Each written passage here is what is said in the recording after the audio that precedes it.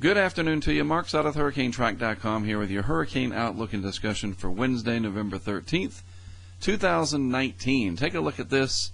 In the eastern Pacific, we have a couple of areas that have popped up. The yellow X indicating basically a 1 in 10 chance of development. However, this area farther to the east, I believe this is Invest Area 93E, well-defined low-pressure area now located well to the south of the Baja California Peninsula, and it's looking like maybe as high as a 8 in 10 chance, 80% chance over the next few days, but upper level winds will come along and stifle development of this system. You can see it here on the satellite version of their graphical tropical weather outlook, and if we look at it in terms of the development potential area, moving north, and that's what you'd expect this time of year. Not much ridging sitting out over here to send these systems out to the west for the most part, but it won't have a chance to really develop much due to strong upper level winds that will be cutting across this area and should decapitate it and keep it from developing more. But it could become a brief depression. It's kind of late in the season to be having these systems form. As you know, hurricane season peaks in September, October, and now we are getting close to the middle part of November. But nevertheless, there it is. Maybe owed a little bit to the fact that we're having this what we call convectively coupled Kelvin wave, just an energized area passing through the tropics down here of increased moisture, an increase in low-level westerly winds to help sort of get the cyclonic movement going, because normally you have easterly winds coming through here. And when you have anomalous westerly winds coming in down at the low levels, you help to induce vorticity or spin. This is the other system that has the 10% chance, and you can see it's got that S shape to it overall right there, but it's more of a naked swirl than anything. But this is 93E over here, and it won't have a chance to amount to too much. Over the lower 48, very cold weather has set in, as we talked about, and that'll last for a few more days, and then the pattern's going to change. Look at this, maybe some clouds coming in. Any kind of moisture out west will be greatly appreciated. Upper level storm system moving out of northern Mexico, energy moving across in the jet stream up here in the northern tier states of the U.S., and all of this out over the Atlantic is that cold air working its magic over the very warm water. And in some cases, I mean, down here over the Gulf Stream, the water temperatures are still in the low to mid 80s Fahrenheit, and so you get this amazing cloud deck because of that warm water below and the cold air above. If you're in a ship out there or an airplane flying over that, it probably looks really, really cool. All right, from a vorticity standpoint, again, here is the energy associated with 93E right there, and not too consolidated. It's trying right there in the middle. A lot of energy spread out here across the intertropical convergence zone. I say a lot, it's more like over a large area, though the energy generally is pretty weak. During the peak of the season, as I have referenced often lately, you get a lot more energy down here. Now that we're in the waning days of hurricane season, the energy will be focused up here in the mid-latitudes, where we will be, I will be, hopefully you will be too, looking for the possibility of big-ticket storms. And I think we're going to get one right here off the southeast coast over the weekend, and maybe, just maybe, a pretty powerful nor'easter up here about a week out. So we'll look at that in the modeling coming up in just a moment. Yesterday, the sea surface temperature anomaly map, actually this updated on Monday, but it takes too long, whatever, it's the 11th, let's just say that. Monday, the 11th, this updated the anomaly map for the NOAA-NESDA sea surface temperature anomalies. And as you can see, boy, the main development region out here, the deep tropics, still running at or above the long-term average. No blues in there. The equatorial Pacific slightly warmer than it should be. So maybe weak El Nino conditions. Again, the Climate Prediction Center and different government agencies, the Bureau of Meteorology, they have their own criteria of how they classify what makes an El Nino, what's not, what's a La Nina, what's neutral. But you just sometimes, as I mention frequently here on these videos, open up the window, look outside, and see what's happening. And in this case, the window is satellite-based technology to check out sea surface temperature anomalies. And you can clearly see that through here, some of these shadings of orange, slightly warmer than the long-term average there. The North Pacific, though, this huge area of warmth still intact, very, very warm compared to average near the coast of the United States as well. The Gulf of Mexico, the Western Atlantic, quite warm, and again compared to average. And even the actual temperatures, most of the Gulf away from the continental shelf areas, still 80 degrees Fahrenheit or higher. The same holds true for this region just off the southeast coast and then up through the Gulf Stream. Water temperatures still 26 Celsius or 80 degrees Fahrenheit or higher, and that will help to fuel the storm system that is coming up. Real quick, going back to the satellite imagery, there is some energy sitting out here that we'll be watching that might try to develop as it gets to this area, but it doesn't look like it's going to be a real big deal. Maybe weak low pressure would form. Wouldn't surprise me if the National Hurricane Center issues a tropical weather outlook for it in the coming days, but I don't think it's going to have much of an impact. The main focus is going to be on this area right here in the coming days as a rather potent coastal storm, one of these sort of hybrid systems, part extratropical energy sitting over very warm water with some banding characteristics that resemble a tropical storm, but not quite the classification for subtropical, so the Hurricane Center may not get involved. We'll see. Remember, we try to focus on impacts here rather than strict labels and scientific definitions. It's good to know those things, but at the end of the day, if you live along the coast here, you should be asking, well, what's it going to mean for me? How do I need to be preparing for this, and what do I need to know? And that's part of my work, is to explain that to you. So let's take a gander at the GFS. This is the 12Z run today. And at this level of the atmosphere, we're generally looking at mean sea level pressure centers, highs and lows, and the winds at 5,000 feet in the atmosphere. That's the main area that I'm interested in. And there's another part in here that deals with heights of the atmosphere, but I'm not going to worry about that. So mean sea level pressure height centers are the centers of storm systems or anticyclonic storm systems, high pressure areas, and wind. So let's put this into motion. This would be basically right about now that I'm putting this video together. This is this evening. We go through tomorrow morning, Thursday morning, and then out to Friday morning around 7 a.m. You notice what happens here.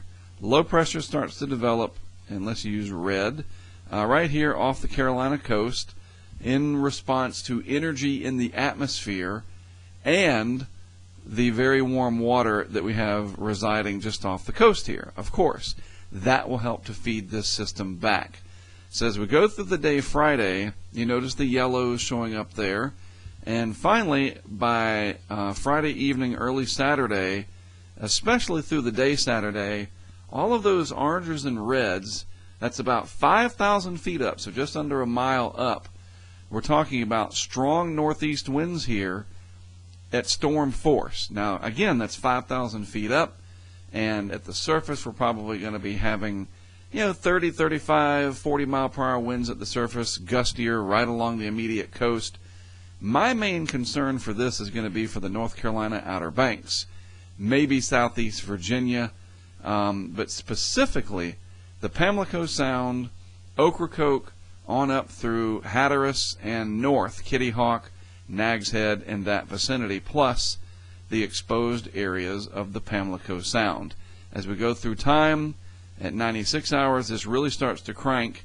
And yes, these pinks right in here are hurricane force winds at 5,000 feet up. So if there is a mechanism to get those winds down to the surface, then it could be pretty stormy out there. You can bet that the seas are going to be choppy. Choppy is probably an understatement. But here's the other concern. This right here, the long fetch coming into the coast here, I was explaining that to my high school son today as I was talking about what I might be doing the next few days and the likely chance that I'll be heading out to the Outer Banks to do what I do.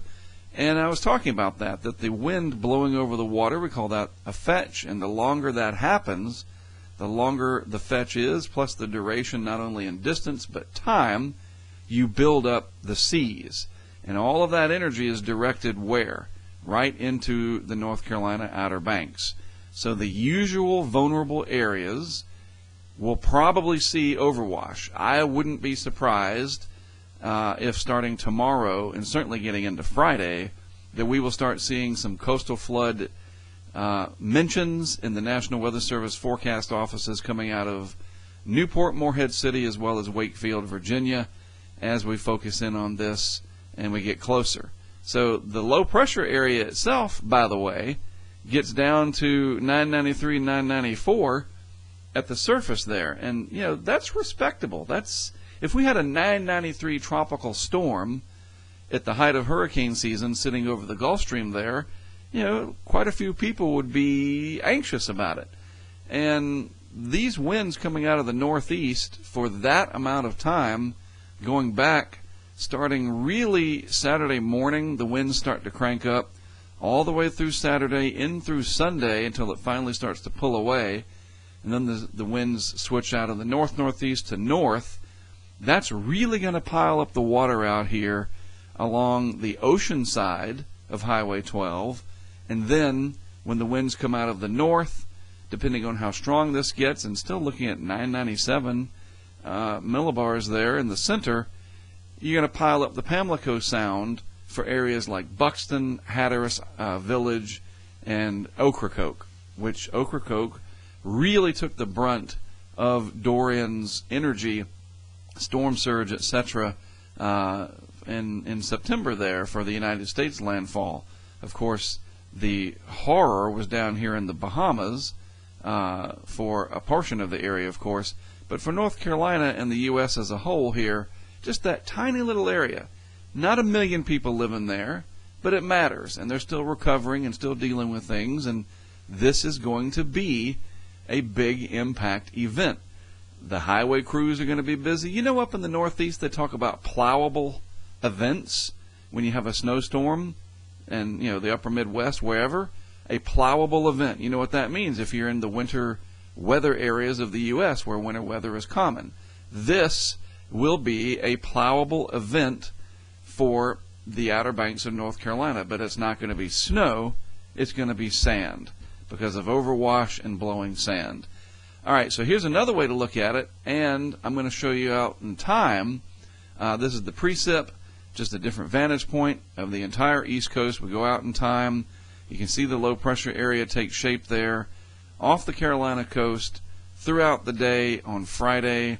Showery, kind of cloudy, yucky, breezy, whatever, not very warm. And it's interesting that a piece of energy seems to escape here, and then another piece forms down here off of the Georgia coast. If those consolidate and you don't get that escaping, then this could really wind up into a powerful storm. We'll have to see. As it is, you know, the rain shield stays just off the coast there, maybe just nicking parts of down east North Carolina, eastern Carteret County, maybe close to Buxton and vicinity. Very heavy rainfall, and then all of these isobars in here, very tightly packed. That's a big clue that from the Outer Banks north, all the way up to perhaps the southern parts of New Jersey, maybe to Atlantic City, breezy, constant onshore flow, and then, folks, here are your clues. Look at that. High pressure in the 1030 millibars up in Canada, low pressure 993. The difference between these two right here is the pressure gradient. And the lower the pressure is here and the higher the pressure is up here, the steeper the gradient is, the stronger that gradient is, and you drive those winds in from the northeast, and you can have some big problems. So beach erosion, overwash, so forth and so on. No bueno going out in the boat. Just forget that. All right?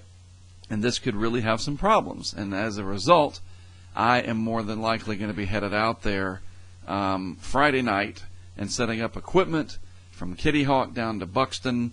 And you'll be able to see that on the Weather Channel, of course. They are our media client, and of course it'll be available to our patrons on Patreon, but we'll talk about that later. It's, again, part of my off-season work, and it's a coastal storm. So why not, right? What else am I going to do? Well, I got other stuff to do, but I love this stuff. I don't love the fact that it impacts people, but if it's going to happen, I want to be there, and I'm going to. So anyway, it moves on out, but then watch what happens here. We're out past 5 days, there's 6 days, and another system tries to develop. And in this, you can even tell energy kind of spread out over a large area. We're talking about a week out, so we'll have to see how this ends up. But it goes on to become a very powerful nor'easter heading up into the Nova Scotia, Atlantic Canada. You back it up just 100 miles, and it's closer to Cape Cod. Not a lot of cold air in play yet, but that could be a respectable nor'easter way out around day 8. But that's far out in time. We will worry about that later. I want to show you the vantage point from the Euro as well. That was the GFS. This is the Euro. This is the lower 48. Here's the East Coast right here, Florida, California over here on the left side. Watch what happens not only with our nor'easter that's potentially developing, or the coastal storm, whatever you call it, but also just the general pattern. This shows you the 500 millibar pattern, the jet stream. That's what all these lines are in here, heights in the atmosphere, and general northwest flow down into the lower 48 with cold temperatures and some ridging out west to start. This is every 24 hours, so this is tomorrow morning, Thursday morning. Big old ridge of high pressure out west. General low heights and troughiness in the east, though not particularly deep. Not a strong longitudinal trough, but whatever, that'll probably come in January. There's the coastal storm in the Euro by Friday morning, and upper level energy digging in, helping to amplify that. Now we start to lower the heights out west, which is good. We need that. We need some rain out west in a bad way. And that pattern looks to change. You see on the Euro, strong northeast winds there, the gradients there, high pressure in Canada. Twin low pressure areas, though, again, if these consolidate or the farther southwest one is stronger, then we could be talking about one heck of a system, even 3 days out, from now. And this is Saturday morning, by the way. There are still some details to be worked out, but you get a good idea of the big picture here. A rather stormy pattern for the mid-Atlantic states, etc., or at least very windy. Trough digs in. This is out at 6 days, finally at 7 days. Euro has that other nor'easter. We'll wait and see about that. But this is what I really want to focus on. Heights really start to crash out west. The jet stream buckles out there, ridging over the nation's midsection. We really, really, really want to see this out here, for our friends out west, because that means with the potential of Sierra snowpack, rain down in California where you really, really need it. And, there will be some negative impacts, of course. The weather is bigger than us, and we have to be prepared for that. So the next week looks like we will begin it. Well, if you just look at 7 days, not necessarily the beginning of a particular week, but the next 7 days will feature quite an interesting pattern, starting off with the southeast coast first, maybe the mid-Atlantic and northeast, and then our attention will focus out west as we head closer towards, at this point about a week away from the big Thanksgiving week of travel and all that that implies. And you talk about impact, you bet you need to be paying attention to the weather when we have millions of people on the move to celebrate Thanksgiving, but that's still a ways away. We'll worry about that later. So not a lot happening in the tropics, of course. Our attention will continue to focus some on that, and then, of course, on lower 48 weather with big impact events. And as I just alluded to, we have something coming up, it looks like. And so my plan would be to leave here sometime Friday, be at the Outer Banks Friday night, set up equipment, hang out there, and we'll be streaming that live. Any of our current patrons, you're going to want to tune into that. I'll be posting frequently there. And as I said, the Weather Channel would pick up on it. And I really like working with the Weather Channel. They're so fun. They get enthusiastic about what I'm doing. I'm not just lost in the shuffle of stringers. And when I call their production desk, the news desk, and tell them I've got a camera up, they love it. It's just you have to be there. One day I'm gonna write a book about it, and it'll all be in it, and it's all positive. I love every minute of it, and it's cool because I grew up with them, right? And so did many of us. And I look on there, and there's my work. But I like sharing it on with other people as well, and we're able to do that on Patreon, which provides a good bit of crowdfunding for our project. And this is what it goes for. It's not just hurricanes. I might be hurricane focused, but I'm not hurricane centric. Does that make sense? I hope so. All right, we covered a good bit of stuff today, and there's a lot to go. Over the next few days, a lot to keep an eye on, and I'll be on top of it. I think that's it. So have a great rest of your Wednesday afternoon. Thanks, as always, for tuning in. I am Mark Sudduth for HurricaneTrack.com. I'll be back with more for you tomorrow afternoon.